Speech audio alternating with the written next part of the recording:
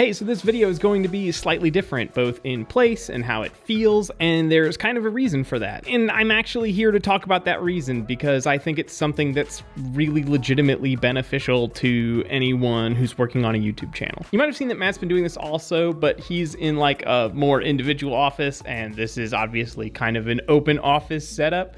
So normally I don't have access to all the kind of cool wall art that he does, but I am moving right now, so we can fix that at least on a temporary basis. This frame is not actually attached to this painting, which sounds dumb, but this frame also cost me $5 for this reason. Wow, I cover those up completely, don't I? That is a painting I made from a Bob Ross video. When I bought the canvas and the paint, the gal at Joann's said, "Are you new to painting?" And I said, "Yes." And she said, "Are you sure it's responsible to get a canvas that size?" And I said, "Probably." And she looked at me like she didn't believe me, and she was right not to, but also pretty good painting. Anyway, something that we've talked about recently is some of the new tools that YouTube has rolled out. One of those tools is the other videos your audience watched feature, which is something that sort of kind of always existed, but now it's in a really convenient spot and it's a lot better. And I would like to both kind of show and talk about how we use it and why we use it and what we get out of it. So here we are on our own analytics page. And if you're wondering how to get to the other videos your audience watched, obviously it's in the audience tab, and you should just be able to scroll down. Keep in mind that this is only 7 days of data. We can't change that. We can't make it 90 days. We can't make it whatever. Theoretically, these are kind of sort of related to like suggested videos, but not necessarily exactly, which is really nice. The way we used to do this before, or that I used to do this before, is you would go to the wider sense of like what you're doing on YouTube, and you'd come over here to traffic sources and you'd go to suggested videos, and you're going to get this massive list of videos, which is mostly your own videos. But if you keep scrolling through and you go through, nope, this is us, this is us, this is us, this is us, this is us, and you just keep going and you keep going and you keep going. Let's scroll down. Maybe we'll get some close. Here's one, CTR, what's good? You'll notice that this video doesn't have a button for us to go to our analytics because we can't, because it's not our video. In one sense, this is a good find because, hey, this is not our video. It's also really annoying because I can't tell what channel this is from. What is this? I have to go over to YouTube and I have to click on it to start watching it, and it autoplays, which can be really annoying. This is from Morning Fame. Awesome, Morning Fame's pretty cool. So rather than having to dig through that and put up with all that nonsense, now we have this other tool. Other videos your audience has watched. This is so much more convenient for a couple of reasons. One, we get to see the channels right off the bat. So when I see something that says Daily Monster Shorts, I'm like, hey, it's our shorts channel. I don't have to like really think about that. Guess what? Our audience watches our other channel. You know, it's much easier and much simpler and quicker to kind of get a sense of like what channels we're talking about. Two, this doesn't necessarily mean suggested videos. This could mean our audience who typically watches these things, but then watches our videos in browse views. It's a nuanced quirk, but technically this could pull from more places, which is helpful. And also it's really nice because these aren't interspersed with our own videos, so I can start to look at these and start to research these things much, much more effectively, and I want to get into how. All right, so let's look at this, and because we're not using the other audience tab, we can even zoom in a little bit.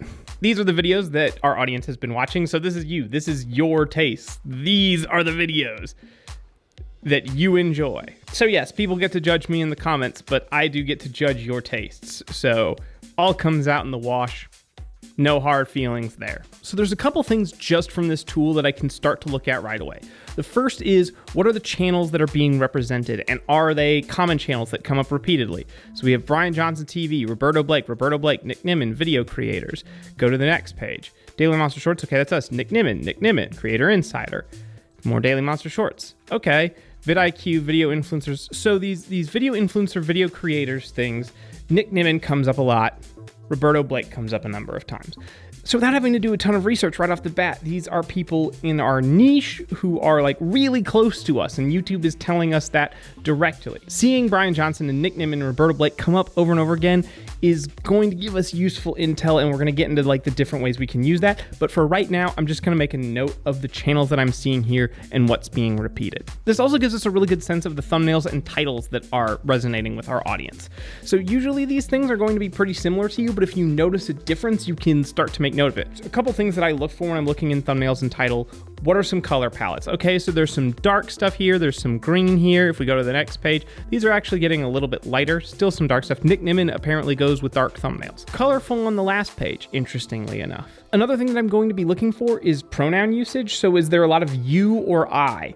This can kind of come up in like utility channels or something. So like when we have what experts don't tell you, what experts don't tell you, the person watching, you kind of engages people. And sometimes you'll see a lot of you. You'll also see a lot of I's. This is why I'm doing this. For clarification, I don't see any first person pronouns here, but that is something that comes up a lot, and it usually gives the sense that like the audience in question is more interested in kind of like a personality. They're coming back for certain people. And if that's coming for it, maybe you want to emphasize it more. As a side note, this isn't something you can necessarily word search because we work in YouTube, so you comes up in just about every thumbnail, so you'll have to like actually look at it and confirm that it's not just the name YouTube. And also you can just get like a sense of generally like topics that are coming up and how they're presented. Are these things being presented as listicles? Are they being presented as questions? And are we focused on CTR? Are we focused on thumbnail? Are we focused on YouTube current events? What's kind of the pulse of what the audience is looking for? We don't want to copy what other people are doing, but if I look at these things, you know, it can really help. So, okay, we have a listicle here. 3 ways to dramatically improve your videos. Improve your videos. Get monetized. This is how you know it's time to quit YouTube. Get more views. We're gonna see, I bet, a lot of that. How to be successful. So success, what experts don't tell you about the algorithm. So I'm looking at these things. Here's what you need to know. Here's how to get views. Here's how to be successful. Here's how to be monetized. These videos might be attacking it from a different way, but that's kind of the value proposition they're putting forth. And so when I'm talking about something like this, maybe I wanna use that value proposition because we are seeing from these other places that resonates with our audience. Another thing that's really nice about this is you click on the video and it opens it in a new tab, and this lets us really quickly go through these different names and see what they're doing. So in this case, I'm gonna pull up what experts don't tell you. So I pull up this video and I can pause immediately and I can say like, okay, what are we looking at? And so we saw some motion graphics in the beginning, and we have, person, kind of from thigh up in front of a table with this big video screen here. I've pulled up a couple others already. Here we have Roberto Blake, who's come up a number of times. Roberto Blake is kind of in front of his own rig, in front of a camera. It's a pretty casual setup. It's pretty laid back. So we also have over here, we have Nick Nimmin, who also came up a number of times. We see again, they're in front of a rig. They're using motion graphics, but they're in a pretty casual environment. So those are the names that were really coming up repeatedly, and both of them had kind of that casual laid-back style. What about Brian G. Johnson? Let's pull him up. And as we pull him up, again, you see kind of this casual setup of like, we're in front of the camera, it's not being overproduced, these are pretty honest, just giving you opinions. And so this is why I'm here at my desk with a painting that I'm moving into my new apartment. Is we looked at these videos that our audience is watching and said, hey, what are these other people doing differently and what can we learn from that? And they're a bit more casual.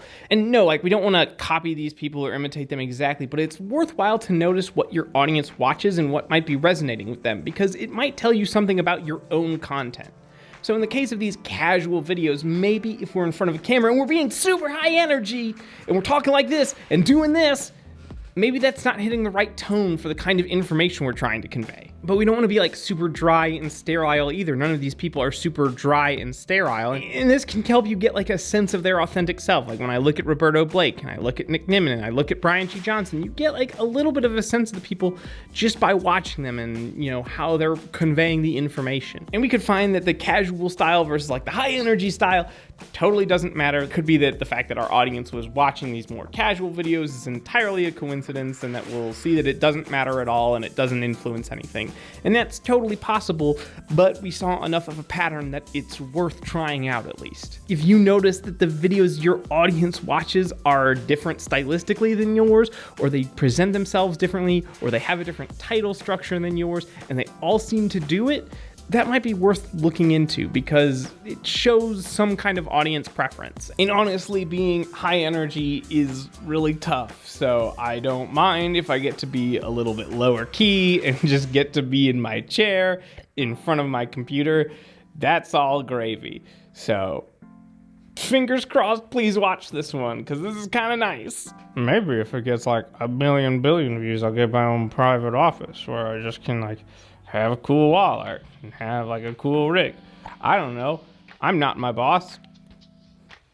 But Matt is my boss and you should tell him that. So you might be thinking like, so it just tells you kind of what your audience has been watching and you can make comparisons. And yeah, that's true, but there is a couple other ways we can use that comparison that's really cool. When we look at this tool, we're able to quickly get a list of other channels that our audience watches. And if we have multiple videos from the same channel, those have a really strong link. So I want to present to you a hypothetical scenario. You have a video that you're pretty happy with and it just bombs. Like it just doesn't do that well. That kind of sucks, right? I think it would be very unlikely for a YouTuber or any human for that matter to look at a situation like that and not have at least part of them think, is this just bad luck? Did I just roll the dice bad? Because like you're proud of it and you thought it was good and you want it to be good, and if it's not, it would be very nice if you could know if it's just luck. And sometimes it is just luck. Sometimes there's days on YouTube that are just bad. But if you're like entirely within a vacuum, it can be really hard to know. Like, yeah, sometimes like things just go totally wrong platform wide and the statistics are borked and everyone's views are messed up for some reason or another. That happens. Sometimes seasonal things happen. You know, if you're talking about certain months, people are less likely to be on YouTube than they are in other months. So September is kind of a worse month. Like September, your views are going to go down. But having a list of channels that you know that your audience likes is really helpful for diagnosing if these things could be an issue within your platform and within your area. Because these are channels that are going to be close to us audience-wise. And if we look at their publicly available metrics, that might give us some insight too. So I got these names: Nick Nimmin, Roberto Blake, Brian G. Johnson. If something's going wrong on my channel, something I can do now is take those names and compare how they're doing. So I'm gonna head over to Social Blade right now. And I don't normally use Social Blade for this actually, I use Gospel Stats, but they both do kind of the same thing generally speaking, and getting into Gospel Stats can be hard. Hoping that service really takes off because it's super nice and the information is so well presented. But I'm going to go to Social Blade because it's the most common. So let's start searching for those names. We have Roberto Blake. So let's assume that my videos are off. So I'm gonna go here to his page and I can look very quickly at a glance, how have things been going with viewership. I can see where they've been in the past. Are they going down? Are they going up? Where are they at? And if I have my own metrics up, I can start to look at them and say, how does this match what I've been seeing on my channel? Are they close? Are they separate? Let's go to another one and see how that is. So Nick Nimmin, is it doing the same thing? If we look over kind of the same statistical range, do we get something different?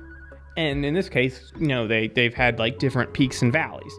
If you notice a trend where a bunch of channels within the same vertical are moving up and down together, you might just be being subject to some kind of seasonality. It might have nothing to do with you at all, which is obviously very nice because it means that you can live with the comforting knowledge that it's not your video's fault, something else happened. Or it is your video's fault and a lot of other people had videos go wrong at the exact same time, which is unlikely, but theoretically possible. I want to be clear that most of the time you should not be comparing your statistics to other channels, no matter how much they're like you. It doesn't really help that much, and it gets you into these weird anxiety loops where you're always trying to benchmark yourself, and there can be so many little things that are different between you and your channel, and it can be so hard to see some of the internal metrics because you're only looking at the public metrics and those don't tell you the whole story, that over time it's just really not helpful. It doesn't tell you near enough to give you any kind of meaningful insight. For like a really easy example of this, let's say I run a basketball channel and suddenly my views bottom out. And it's like, oh my God, what happened? Where did all my views go? Well, if I go to other basketball channels and I see that they're also tanking at this exact same time, well, then I can start to say like,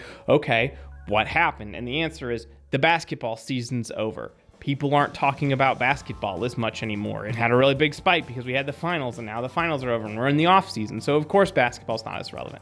Like, that one's really obvious, and you probably wouldn't need to compare to other channels to figure out that that's a seasonal issue, but that's the kind of thing that you might find. Another example might be gaming. Like if you're making Among Us videos and they start to do worse, it might raise the questions like, is Among Us content, is that game waning as opposed to waxing? What's going on there? And if you look at other channels kind of in your space who've been making similar content in Among Us and they're also on the downturn, well, that might tell you something. If they're going up, or some are going up and some are going down, then maybe it's an issue with your specific programming. Or if your audience isn't watching Among Us videos and they're watching some other game, maybe you have not hit the mark on what your audience wants. So in conclusion, periodically go over to these other videos that your audience have watched. Take a note of the channels, take a note of the best practices that they're using, make a note of if they're different significantly to yours. Go ahead and watch some of those videos. Are they doing things differently stylistically or from a format perspective that might be interesting if you tried it out? And if you notice some weird statistical anomalies within your own channel, use these channels as a benchmark to see if that's a localized issue to you or if it's a wider issue overall. This is something that I do with a lot of channels if I see their traffic going significantly up or down, because if we can isolate out whether or not that's like a wider landscape thing or something that the client did specifically, that's really, really helpful, because if we attribute causes right the first time, our success gets way more consistent than if we attribute a success or downfall to the wrong thing, and then we just end up spinning our wheels a whole bunch. So definitely, if you haven't, take a look at these. Depending on what videos I see, I'm not necessarily using that data in a new way every single month, but I'm going to check up on it and make sure that nothing significant is changing. This is a super cool tool. Definitely check it out. This lets you make meaningful distinctions and comparisons between your channel and other channels that you know your audience likes, and that's super duper valuable. And then you can take those channels and you can use a site like Social Blade or Gospel Stats, and that's going to let you find any kind of data quirks that are happening. I'm super happy that we got this tool from YouTube. I'm hoping that they let us do more with it over time. I'd love to see if we can change the date ranges so I could see what our audience was watching in the past, and if that's evolved over time. That could mean that our content has changed what they're watching, or perhaps vice versa. That could be super neat and super insightful. So fingers crossed that we get something like that. So anyway, thank you so much for watching. If you like this video, we got other videos on audience development that you can click on right now. Definitely check those out. If you like this video and you like this style, leave us a like and let us know that this is what you want to see. We're definitely going to be taking a close look for a while, because this is something that we're really interested in. And if you haven't already, subscribe to Little Monster for more videos on audience development every week. See you next time. Yep, I'm about to run out of battery. That's how authentic this is, baby. I forgot to put my charger back in the house.